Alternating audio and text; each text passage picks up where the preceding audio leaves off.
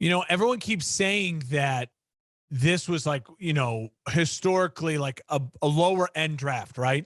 But I am one of those people who feel like actually this is one of the greatest drafts ever. And it has nothing to do with anyone who got selected. It had everything to do with Viva Las Vegas. And I will just say this.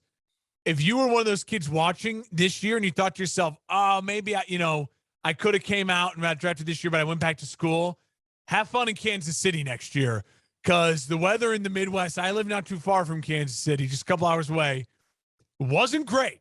Yeah, not ideal. I'm just gonna say, everything that Vegas they built up, they're like, it was supposed to be 2020. They pushed it back because of COVID. So glad they did. What a spectacle Vegas was. They put on a show, man. The amount, it felt like New York again for the first time in a long time, where the diversity of the fans was huge. Because when it's in Chicago for a couple of years, it definitely leaned like Bears fans as you were looking out. And as it's traveled, Nashville and on the other places it's been, this felt like for the, Philly is a great example. A lot of Philly fans, this felt like New York again, where it's just like, oh no, you got fans from everywhere who have come into town. And it was a wild scene, and the views were great. The entertainment they had, I thought it was one of the best draft spectacles maybe ever. It was a phenomenal spectacle. They had some interesting celebrities, with it being Vegas. I saw they had Wayne Newton out there, Donny Osmond, like some random celebrities you would have never, thought that they'd have their Ice Cube. Tied to the NFL. Day 2 was sweating so profusely on stage. I felt bad for the guy, but he brought it. Him and his Raiders. I'll just say, Wayne Newton's been dead to me for a long time, since Vegas Vacation.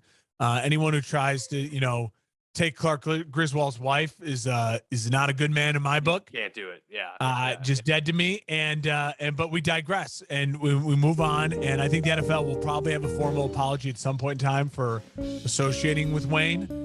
But until that time, I'd like to not talk about it.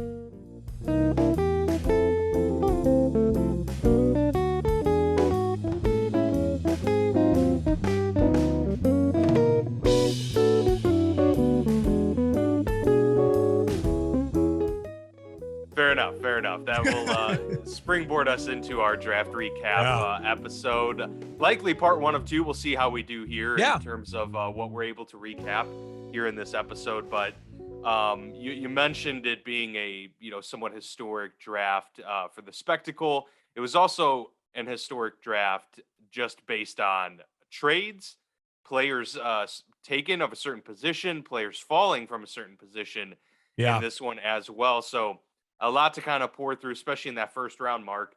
You'd mentioned going into this one that, it wasn't really highly touted, primarily because of the talent just didn't seem to be there. There was about 10 guys that seemed to be true first round talents, and a lot of others that were essentially, day 2 types of picks and so on and so forth. No clear-cut number 1, as evidenced by the first pick of the draft. So we'll kind of just start there, Mark. I mean, you called this. I had taken Aiden Hutchinson when we did our mock draft episode last week, going to the Jacksonville Jaguars. Instead, it was Trayvon Walker, as you had predicted prior.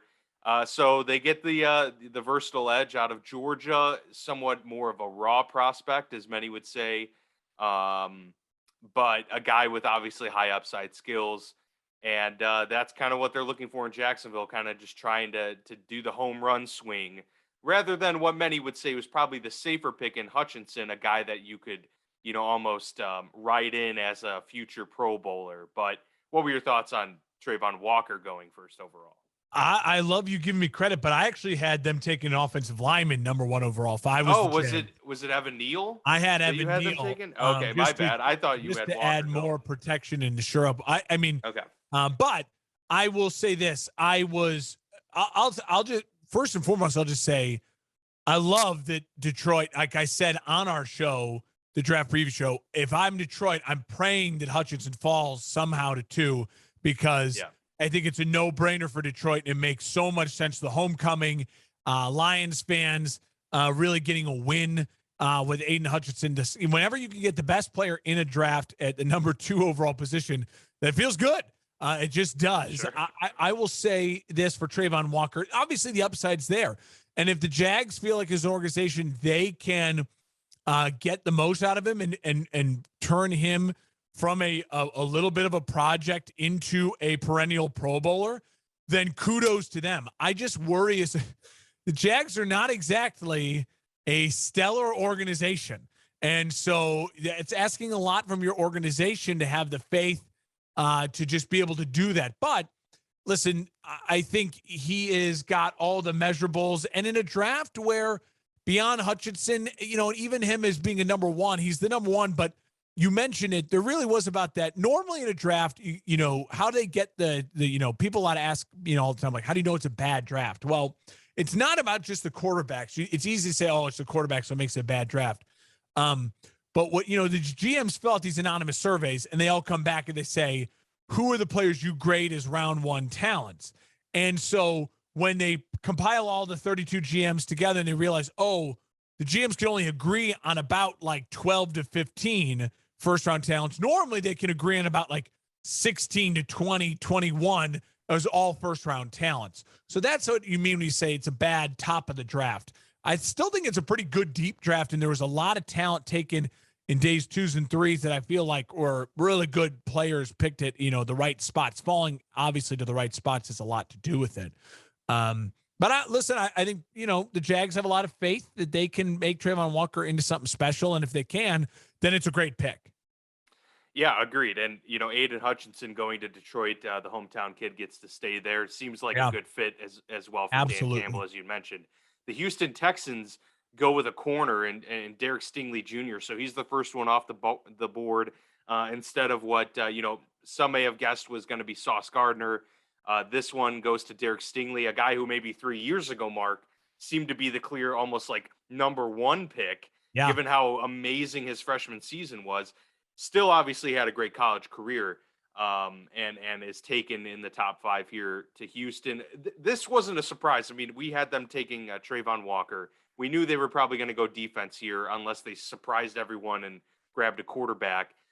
This makes sense. You got to start somewhere. And when it comes to the NFL, you have to be able to stop wide receivers. And the Texans have holes throughout the entire team. Probably a good place to start here with a guy who very well could be the best player in this draft.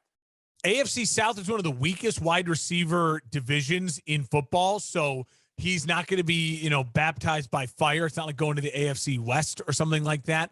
Sure. But I will say, I think for Stingley, what really turned around for him, and I think probably the Texans, when he decided to run in his pro day, and, because he's, he didn't have to run. He would have been a first round pick, but to show him, that speed's there, that he's healthy. I think, he's got that just so much potential. And again, the Texans are an organization a lot like the Jaguars that I'm sorry, when you're a bad organization and you don't have the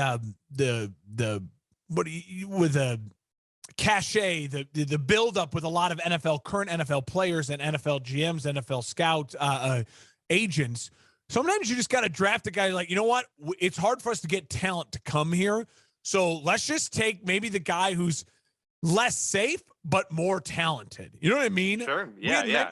Bring some swagger to this draft class. We talked about with the Bengals last year with drafting Jamar Chase. I said it and I stand by it. Bad organization sometimes have to just reach for the talent because it's easy for the Texans to go and bring in offensive linemen in free agency or defensive linemen in free agency because they're not necessarily they don't think of themselves the way that wide receivers, corners, running backs, and quarterbacks do, right? They have those are more high profile guys who are more into the limelight and want to go to organizations with the time. Yeah, the branding. So you have to just go draft it. And I think they did that with Derek Stingley Jr.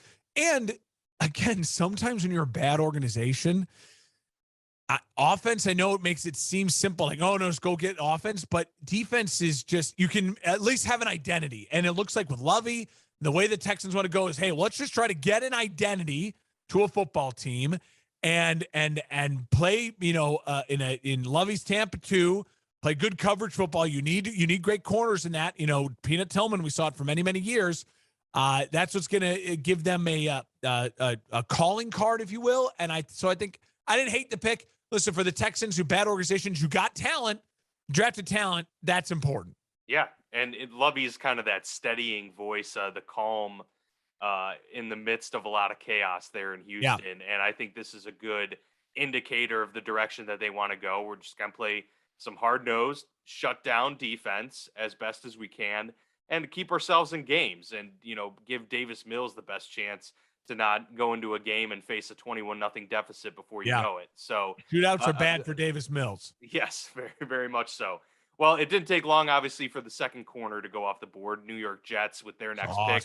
Seems to me that they, who knows if they had Sauce as their number one corner or not, but they were clearly going to go corner regardless, whether it was going to be Stingley or Sauce. I'm pretty convinced that they were going to take one of those two guys. They go with Sauce Gardner, a lanky, long, rangy type of corner that would fit in pretty well there in the AFC East, particularly when you're taking on the likes of the Miami Dolphins with their wealth of weapons, as well as the Buffalo Bills, of course. I would imagine Sauce Gardner is going to be tested with Stephon Diggs early on in the season in this one. But obviously, Robert Saleh, we knew, being a defensive guy coming in, was going to try and help start create that type of environment there in New York. And look, when New York's been successful, it's been because of their defense. Absolutely. And as early as, the 2010, 2009, 2010, 11. Those Rob Ryan. Darrelle Revis. And yeah, absolutely. That's what set the tone. They got a bunch of young playmakers on offense. Sauce Gardner just fits the mold there in New York. And we mentioned brand, he's going to be a good brand there in the biggest city in the world. So big time get for the Jets early on at number 4. I couldn't agree with you more. Start of a really great draft for the Jets. But again, phenomenal. You can say a great draft, and we all know what it means. It's just on paper. So much of the Jets' success will still be based on the fact that, as of right now, I'd say they have the 3rd best coach in their division and the 4th best quarterback in their division. So all of this means not a lot if Zach Wilson doesn't pop and really play well. But getting Gardner to then lead into Wilson, to then lead into Jermaine Johnson, and Breece Hall, really, really solid draft for the Jets. And listen, in the AFC West, the AFC East, you do have to deal with Diggs, and you do have to deal with Tyreek Hill. Now, so Jalen Waddle. I mean, the Patriots, you don't have to deal with anything. Just a really solid run game, apparently. So I think it was a really solid pick at 4. And again, Sauce being there at 4 made it easy for them to take him at 4. Yeah, very much so. Absolutely. It seemed like a no-brainer at that point. And it was a big round 1 for New York in general. Both the Giants and the Jets very active in this one. The New York Giants come in at pick number 5, and they go ahead and get Kayvon Thibodeau, one of those more controversial prospects, I guess you could say, because the people had him kind of all over the place in terms of what they think he could end up becoming. But the edge out of Oregon, there's no question that he can pop and has a lot of intrigue with it as well. So this draft starts 5 straight defensive players already on a historic pace there to start this one. And a little bit of a surprising one because we knew how, wealthy the offensive tackle position was in the first round. But the Giants were firm in trying to get Thibodeau, and they wanted their guy. Early on, there's always this talk from a lot of fans and stuff about how silly is this? They had the pick right after 6, and they knew that the Carolina Panthers weren't going to take Thibodeau. So why not take the best offensive lineman and then take Thibodeau on the back end with pick number 7? I don't understand how people don't take the leap to understand that. Who's to say then Carolina wouldn't have traded pick number 6 to someone that then would have come up and gotten Thibodeau? So the Giants obviously wanted Thibodeau more than anything else, and they went and got their guy. And look, the Giants are another one of those teams. Like all these guys that drafting up top couldn't go wrong with where they chose to make their pick because they have needs everywhere. The Giants just needed to fill some holes, and we knew that they were going to address offensive line coming around. So a good start for them, I'd say. When they got Thibodeaux, it wasn't too much of a surprise. You figured they were going to address the offense a pick later. No, I guarantee. To me, it makes all the sense in the world. Take Thibodeaux where you did. At 5, when the draft falls out the way it does, obviously, I think they probably would have maybe liked to have had a chance of Sauce Gardner or Kayvon Walker. Obviously Aiden Hutchinson as well. But you get a guy that has all the he to me is the same as Kayvon Walker. Their production was both down, and you worry a little bit about what their motor is like and love for the game at the next level. Thibodeaux was the guy who was, this time last year, everyone's like first overall, number 1 overall, Kayvon Thibodeaux. So you get him at 5. So a mega talent who you just got to make sure buys into your system, who looked hyped that he got drafted. I mean, talk about a guy, came out with all the energy on stage. So you love that right away. And what I mean by everything fell right for them, they knew if they take Thibodeaux at 5, they're going to get one of the 2 best tackles in the draft, interchangeable at 7. And to them, they must have, looked at the 2 tackles and thought it's a coin flip. We'll take either. We'll be so pumped to get either. So now you get to me, you could argue the most talented defensive player possibly in the draft, and you get one of the 2 best tackles in the draft, guys that you're a coin flip on either way. And everyone kept saying, no, the 2 tackles, it's obvious it was a drop off after that, a little bit of separation. And it was a separation from Thibodeaux after that with the rest of the edge rushers as well. So I think the Giants absolutely nailed it with the pick there, and it worked out for them well. And I think they got the best tackle in the draft as well, still at 7. Yeah, they very well could have. And that's the Panthers had 6. We thought this might be the place where they converge and go to the quarterback and get the first one off the board. I have thoughts on this. You had Malik Willis going, but you wouldn't have been surprised if Kenny Pickett was the pick. But instead, they go all in and get what they deemed the best offensive tackle in Ike Ekwonu, and he's certainly up there. I mean, I don't think that there's any doubt that it was a good pick in terms of if you were going to go this route. Absolutely, kind of a tone setter, physical kind of guy that's going to get you production in both pass pro and in the run game. So. Totally understood it, and honestly, I thought it was a smart pick because I thought it showed a lot of patience and resolve on their part because they could have panicked. They could have been like, our jobs are in jeopardy. We have to go out and get a quarterback right now to be the guy that could start immediately and hopefully get us on track. Instead, they said, we're still thinking big picture here. And I think there's something to be said for that. I think if you're David Tepper, you see that and you kind of realize these are adults in the room. They're trying to make the best decisions for the Carolina Panthers moving forward, even if they're not a part of that process in 2 years. So I think by doing so, that helps secure their spots a little bit based on showing their professionalism and kind of feeling like they're in good hands with these. It could be. Matt Rule was the it guy, and he's had a bad first 2 years, and he's got a lot to live up to and try to make it improvement this year. He's got to show improvement, and if he does, I think there's certainly a possibility he gets a chance to keep throughout the length of his contract. I do think this was the right pick for the Panthers, even though I do think Neal's the better tackle because of the run game. Carolina needs to get Christian McCaffrey going. They need to run the football more so than the Giants maybe need to do. And so I do think it's the right pick. And listen, my thoughts on this really were, we all as a football fan community, I know we consider we're podcasters, we love this game, but in the end, and we're both in the media, but in the end, we still are just fans who love this game, and that's why we do this podcast. So we give our thoughts. I'm pretty frustrated by a lot of these people. I feel so lied to about the Malik Willis thing. Well, yeah, that's sure. I feel, and it's one of those now. Everyone's saying, "Well, no." So you have to remember, in a normal draft, if there would have been, Justin Fields and say Trevor Lawrence and maybe even Zach Wilson in this draft, Kenny Pickett wouldn't have even been a first rounder, and these guys would have got drafted appropriately. Malik Willis would have been a fourth rounder, third rounder if those guys were in the draft. So he actually was drafted where he should be. No. They all lied to us, and maybe they got lied to as well. and all the teams were just blowing a bunch of smoke because they wanted to try to drive up trade market. But in the end, it's so unfair to those prospects, and it really is something the NFL might need to look into because it was tough to watch the prospects. I certainly thought after the Panthers passed on him, there was going to be this run now to go up and get quarterbacks, and it just never happened. And it was, I felt stupid because I'm like, listen, I'm with my eyes, and I said it on our show. I said on my show, with my eyes, I wouldn't draft Malik Willis in the first round. Kenny Pickett's the only guy I would draft in the first round. But everyone kept saying they're going to get drafted. So when we did our mock draft, I'm like, all right, well, this is probably the place it's going to happen.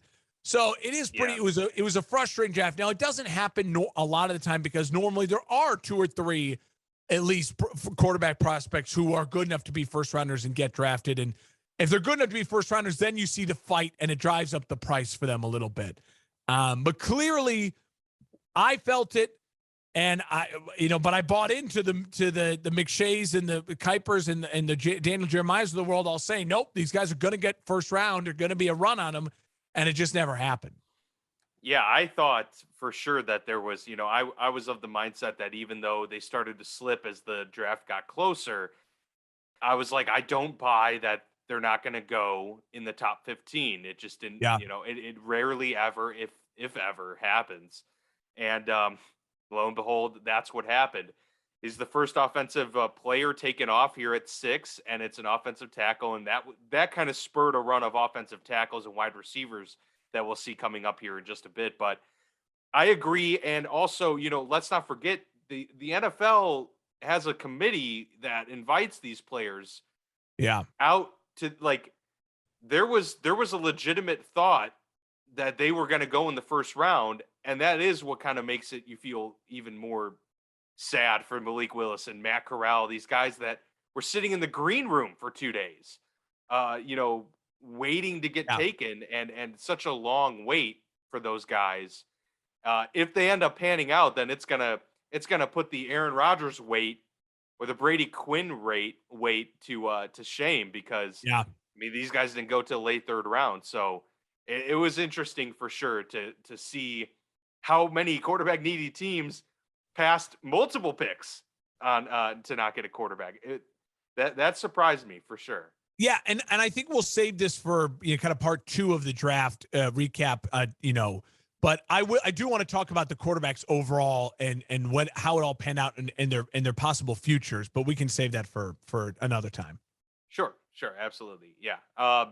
So I mentioned the offensive tackle kind of went on a wave. After that, Evan Neal, then we mentioned the Giants go and grab him. Protect Daniel Jones. It's just like the Panthers saying, we're going to protect Sam Darnold and we're going to set an identity on the offensive line. Giants going a similar way with Brian Daboll there and trying to put that offense on the right path. But then the Falcons come here and kind of break open the wide receiver run.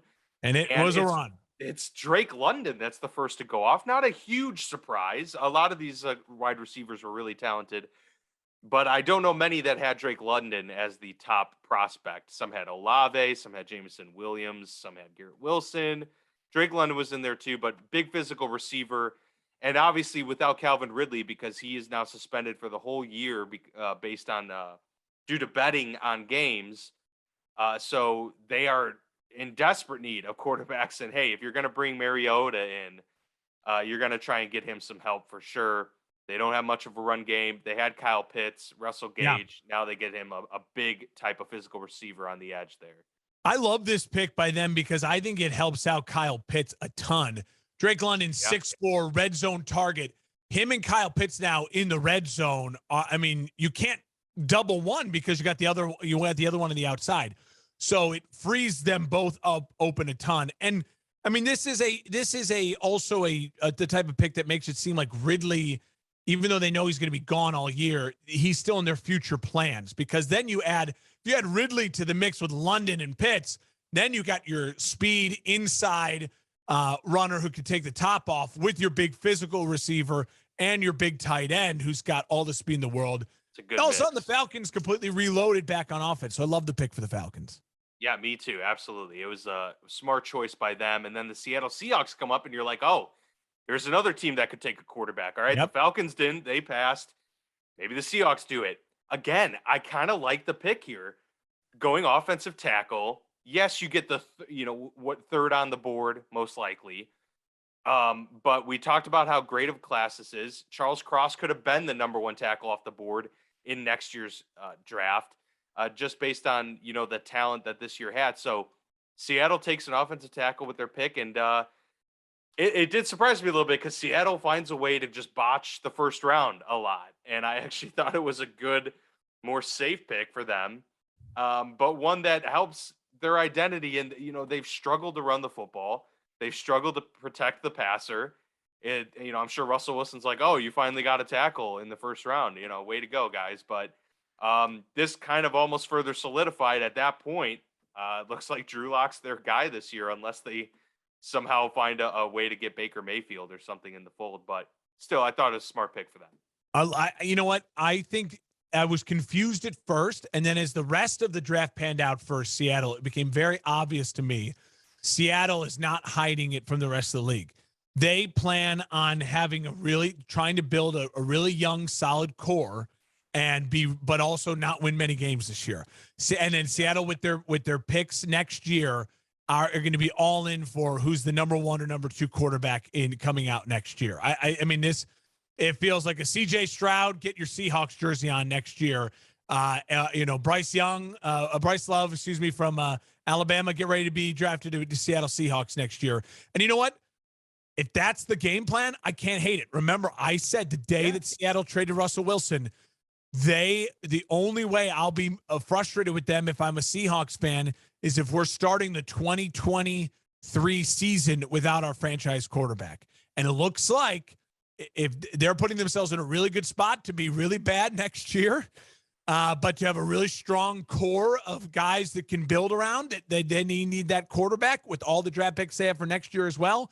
And Seattle could be off and running. So at first I was confused by the pick, but it became very clear by the end of the draft. Seattle, I think they're going to avoid Baker Mayfield, and Seattle is going to be all in on being a number one or number two overall pick in 2023.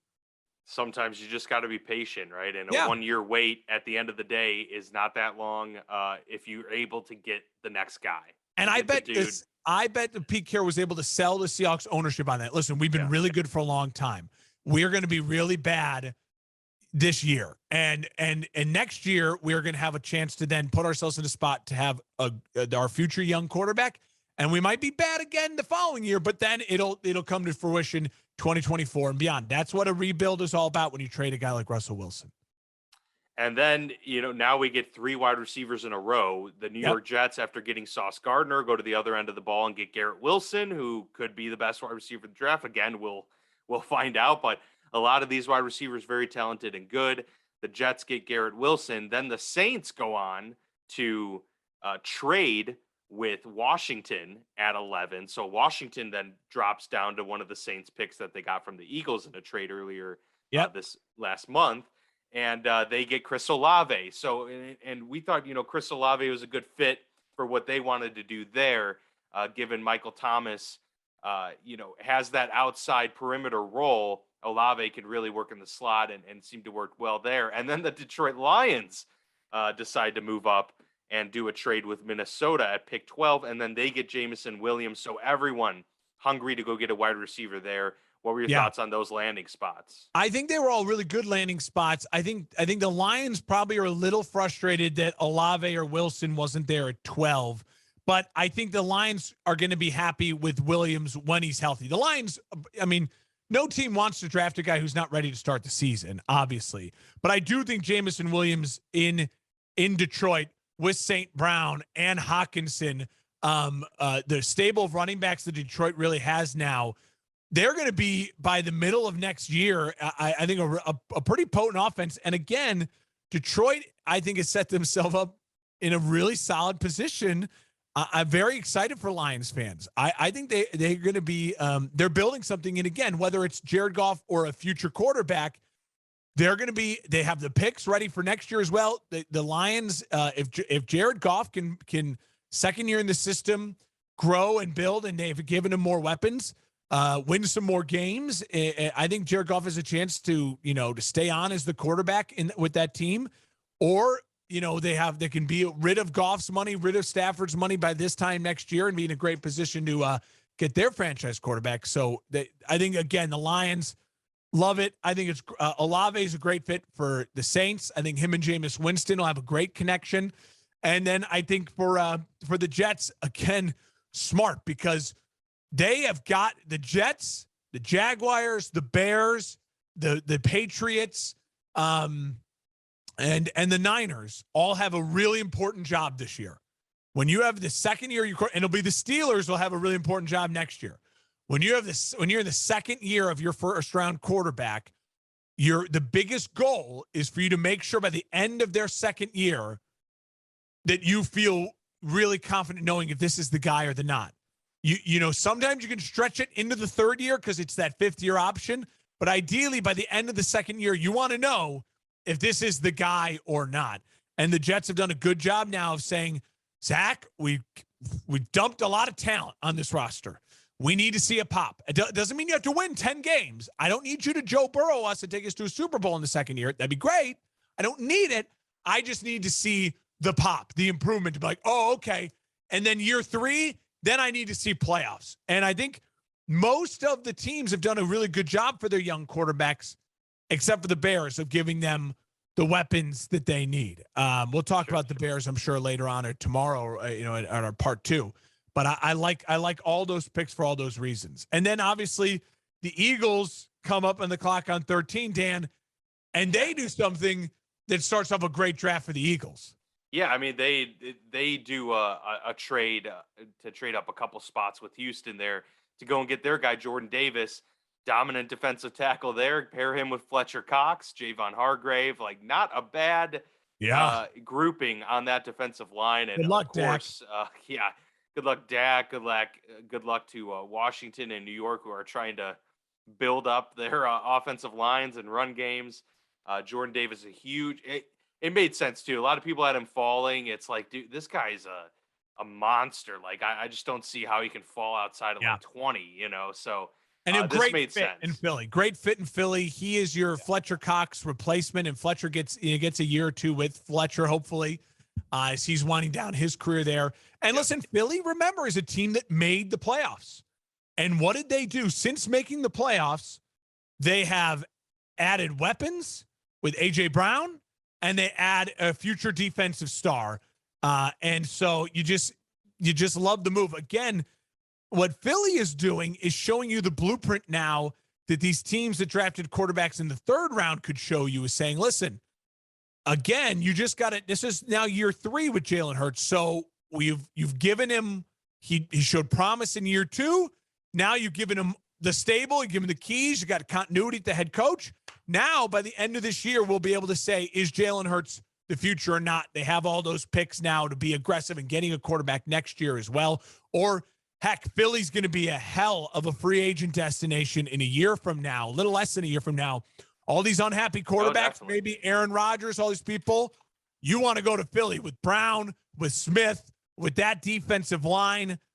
Philly's becoming a really, really attractive place if Jalen Hurts doesn't really have a great year. And he certainly could.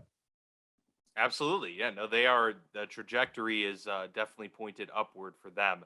The Baltimore Ravens always have a great draft, and they started off with a bang, getting the best safety in the draft with Kyle Hamilton at 14. And then later on, they go and get Tyler Linderbaum, the best center in the draft. So 2 of the best players at their positions. I was happy that they weren't able to get Jordan Davis as a Steelers fan, but then it's like, oh, shoot, now we got to face Kyle Hamilton, who very well could be, just terrorizing the young quarterbacks that the Steelers are going to have, regardless of who ends up starting. So a little concerning there from Steelers' perspective, but Baltimore Ravens just nailed that one. I don't love them giving up Hollywood Brown because, again, Lamar Jackson doesn't have the weapons, but if it means if he wanted out, then you don't want that. And you weren't going to pay Hollywood Brown. I mean, listen, I love A.J. Brown. I love Hollywood Brown. Hollywood Brown could be if he's a number 2, like he is now in Arizona, he's maybe the best 2 in the league. Like, he is what you want. He is 1B Tyreek Hill. You know what I mean? Like, he is what you want out of your 2. But the problem, is these wide receivers, the money, you're seeing it. If I'm the Ravens, you draft him and then you're able to trade him to get another first rounder. It's just like you recycled him. You know what I mean? If you're saying I trade a wide receiver, a starting wide receiver for a starting free safety, okay. That's all the Ravens basically did. And so you have to look at it like that, Ravens fans. Now, I know it stinks because the Ravens don't have a ton of offensive weapons, but their run game will be still strong with Linderbaum, and their defense should improve now. So a great start for the Ravens. And, with the Titans, similar with A.J. Brown, I don't love giving up A.J. Brown, but the problem is if you're not going to pay A.J. Brown, well, what did you get in return for him? You got his replacement. So it's a unique situation for a lot of these teams finding themselves in. I thought they're both smart trades, even though I hate giving up A.J. Brown. Yeah, that's a bummer, but, you're saving money in the long run, so I totally understand it. The Texans and the Chargers after these picks with Baltimore, they get the first two interior offensive linemen, Kenyon Green to the Texans, Zion Johnson to the Chargers. Smart picks overall as well, trying to shore up those lines, especially with the Chargers that had few weaknesses throughout their roster. Washington goes and gets a receiver. That was an obvious need for them. And look, if you're going to make Carson Wentz work, you got to try and at least give him something to work with. And so, pairing him with Terry McLaurin, seems like that's a good pairing there. You mentioned Tennessee trading with Philadelphia to get A.J. Brown, or to send A.J. Brown to Philadelphia and acquire their pick number 18. And they go and get Treylon Burks from Arkansas, who his biggest comp throughout was A.J. Brown. So, look, you avoid having to pay him $25 million a year. His contract was going to be up at the end of the year anyway. So if that wasn't in your plans, then this worked out. You got a cheaper replacement, and you hope he pans out. Yeah, no, I agree. I think the Chargers pick and the Texans and the Commanders all made sense. I think Washington again is saying to Carson Wentz, here you go. You got a chance to be our starter and to win this job and to lead us to the playoffs. We're giving you weapons. And for Washington, they got to in-house make sure their defense improves back to where it was 2 years ago. But again, if it doesn't work out with Carson Wentz, Washington's in a really solid spot to say, we got a pretty ready built now roster, free agent quarterback, what's available, and a rookie quarterback next year. For the Chargers, obviously, this offensive line now is so good. It really is. It's scary. And they need it because look at the talent. It's in the AFC West. They're loading on up. Burks for Tennessee. I think, if you're going to move A.J. Brown, bringing in Burks is a must. And then obviously you go to the Saints with their second pick, getting the offensive tackle Penning from Northern Iowa. Listen, they go both offense. They need help on defense, but I think they took two good offensive pieces to help them, in a weak division beyond Tampa, to have a chance to complete for that 7th or 6th wild card spot in the NFC if Jameis is healthy going into the season. Yeah, absolutely. I mean, they get him a prime target in Chris Olave, and then go and get a good protector there in Trevor Penning as well. So the Saints on a good track there to start the first round. Obviously, at pick number 20, the first quarterback off the board, and the first one for a very long time is Kenny Pickett to the Pittsburgh Steelers. The Pittsburgh kid, not from Pittsburgh, but obviously played his college ball at Pittsburgh. Yeah. He shared the facilities with them. No team knew more about Kenny Pickett than the Steelers. And, at first it was a little disappointing. I'm not going to lie. I was really hoping for Malik Willis because of the traits, and I feel like when it comes to quarterbacks, you got to try and hit home runs, and if you swing and a miss, then you go back at it again. But at the same time, with some time to reflect on it a little bit, I understand the pick, and I'm hopeful that it actually turns out to be the correct one at the end of the day. So, I mean, Malik Willis wasn't going to get much of a chance to start day one. Pickett will, and so if he can win that job early on, then that bodes well. He's certainly a guy that's more prepared, more NFL ready. And Malik Willis, you obviously roll the dice. Could he be a Jordan Love type where it was, someone that just is not coming along the way you thought they would or hoped. So he's a guy that obviously has, Mike Tomlin mentioned it, a high floor. It's not the most inspiring quote, but at the same time, when coming into the NFL at that position, there's some value to that. The learning curve might be a little less steep for a guy of Kenny Pickett's skill set than some of these other quarterbacks. So I'm excited to see it play out. It's first time in my fandom really where I've gotten to see a true quarterback battle and to see someone take over the reins. So I'm looking forward to it regardless, and obviously hope that it ends up being the pick that they think it will be. Yeah, no, I'm right there with you. I think the best thing for the Steelers is they didn't have to move. They didn't give up anything. Pickett fell. He's right there. You take him. Here's the thing. It's tough.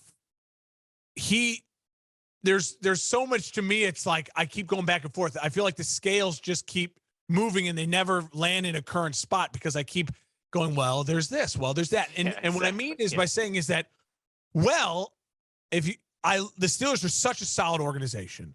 They have such a great roster right now.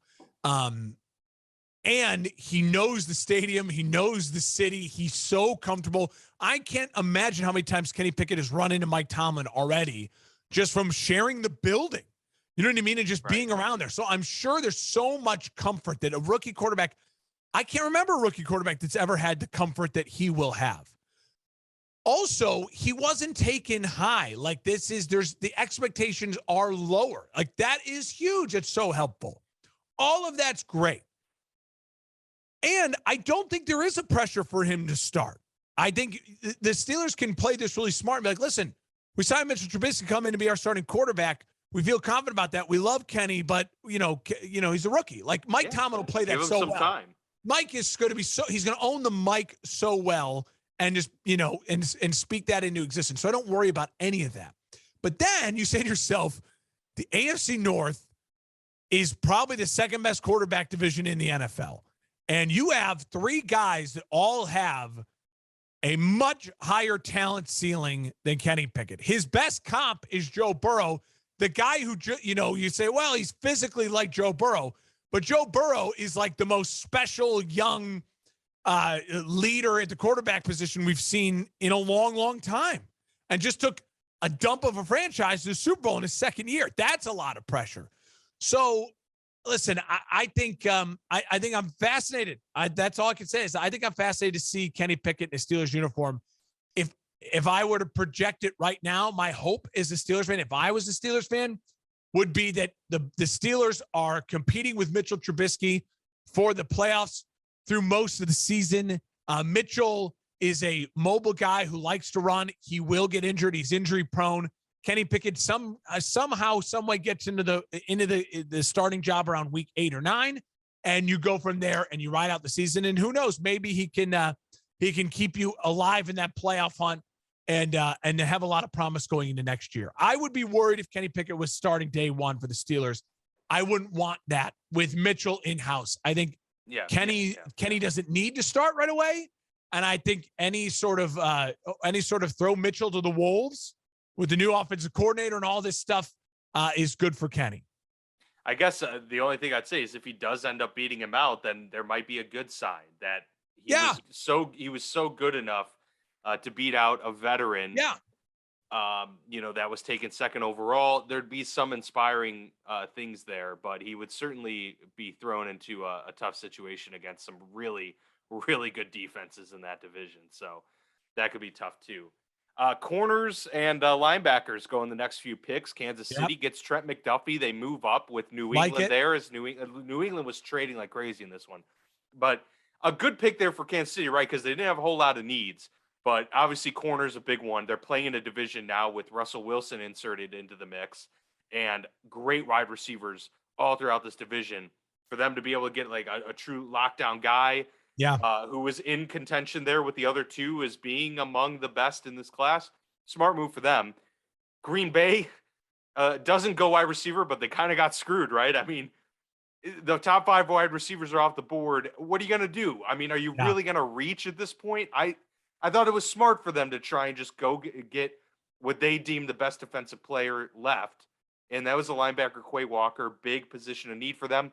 Yeah. Look, you don't have to capitulate just because you just re-signed Aaron Rodgers again. And then the Buffalo Bills turn around and get Kaiir Elam, the corner from Florida, there as well. So some of these offensive heavy teams outside of Green Bay, I guess more or less, getting top tier defensive talent. And I think it makes sense. The way the board fell, these teams did what they could at that point. Buffalo traded up to get Elam, and that surprised me because I thought it was a slam dunk. They were going to get a running back. They did in the second round, but yeah, they go defense in this one. So what were your thoughts on those three defensive players going to really good teams? I think it made a ton of sense for Kansas City, and I didn't love Buffalo trading up for Elam, but if they were like, listen, if they had a similar grade on him and were like, no, they need a corner, then you just got to do what you got to do to go get at least a guy that you feel like is going to be a starting corner and can help you win, because you need it, especially, again, Tyreek Hill in division, and all the great receivers in the AFC in general. For the Packers, obviously the optics are bad. You don't take a wide receiver, but I agree, he's a great player. I hate to say that because I feel like he's going to be a pain in my butt for years to come here now, Walker. So I think it was the right move. What I think Green Bay failed at, though, is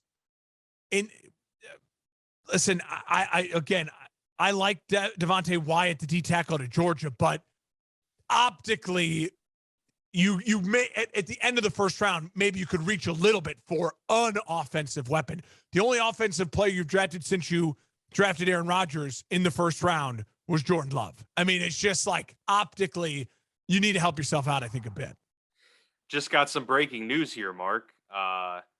DeAndre Hopkins has been suspended 6 games by the NFL for violating the league's performance-enhancing drug policy. Wow. I bet the Cardinals knew that was coming. Yeah, that very well might have come. Yep. So now they still make have AJ Green. They have Hollywood Brown, the best wide receiver in the NFL, in my opinion, now missing the first 6 games. Yeah.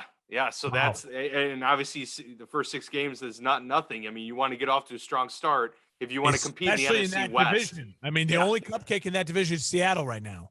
Yeah, absolutely. So that's wow. That's a big deal right there. Not a whole lot to speak of the rest of the way here in the first round, Mark. And obviously we're going to do a 2-parter so we can come back in and refer to some of these. But the thing that stood out to me was the Ravens at 25, trading. They traded back with Buffalo and they're able to get Tyler Linderbaum. I thought that was such a great pick. And then the Jets trading back into the first round yet again for their 3rd pick to get Jermaine Johnson, the edge from Florida State. Those were 2 things that really stood out. Yeah. Next to the Packers doubling down on defense and getting Devontae Wyatt there too. So I thought all 3 of those moves were really smart. Agreed. And then Jacksonville goes and gets a linebacker in Devin Lloyd, the best linebacker in the draft, in my opinion. I thought Green Bay should have gotten him, but look, I mean, these teams that already were rich, getting richer and saying we're going into the first round, rather everyone else is trying to get out. We're going to still try and go and attack some of these who we think are the best players of their position. No, I think I absolutely agree. I think the Ravens, great. We talked about Linderbaum. I think for the Jets as well, to me, Jermaine Johnson, I mean, he's a definite first round talent and a first round project. I mean, you look again, everyone's raving about the size of Trayvon Walker. Jermaine Johnson is the same freakish size, and a high recruit, Florida State. I think the Jets, again, you get 3 really great on paper moves, and then I agree with you for the Jags getting back in the first round, saying, "Wait, Lloyd's still on the board. We can go get him to match with Trayvon Walker." Taking some of the pressure off him, getting your signal caller. I mean, defensively, the Jags are going to be better next year. And they were bad, they're really bad. And now you have 2 young pieces to go with your 2 young offensive stars. Plus, they signed offensive tackles in the offseason and free agency. So bad teams making the most of opportunity to get talent. Absolutely love. And I will say, I like the Karlaftis pick for it's huge for Kansas City. Yeah. I think Kansas City, you spent 2 first-round picks to go get 2 starters on your defense. And yeah, it's not having you don't have the pass rush that the Chargers have with Mack and Bosa, but you need to try to make sure you're competitive defensively in that division to chase down Justin Herbert, to chase down Russell Wilson, to get after Derek Carr. And Karlaftis, a big physical player who can take on double teams and free up guys. I don't think he's going to be a 12 sack a year guy, but he's going to be a 8 or 9 sack a year, take on double teams, physical presence that will bode well for Kansas City. He kind of reminds me of like Ryan Kerrigan a little bit. Yeah. And, so, if he ends up being that, I think they'll take it. You got to have pass rushers in this league, and you definitely got to have pass rushers in the AFC West. So, yeah, we will come back with another episode with our, finishing out our recap. I assure you we will not be going through picks number 33 through whatever it is. We'll talk quarterbacks. Definitely. We'll definitely talk quarterbacks. Some obviously notable picks here and there. Yeah, I will give my full draft rant on the Bears, and I'll just say quickly as a teaser for that, kudos to Ryan Poles for getting, 3 draft picks turned into like 11 draft picks. I mean, the Bears are a team that needed to bring in bodies, and you need to throw a bunch of things at a position group, and I think they did that. So kudos in that way. But overall, there was still some disappointment.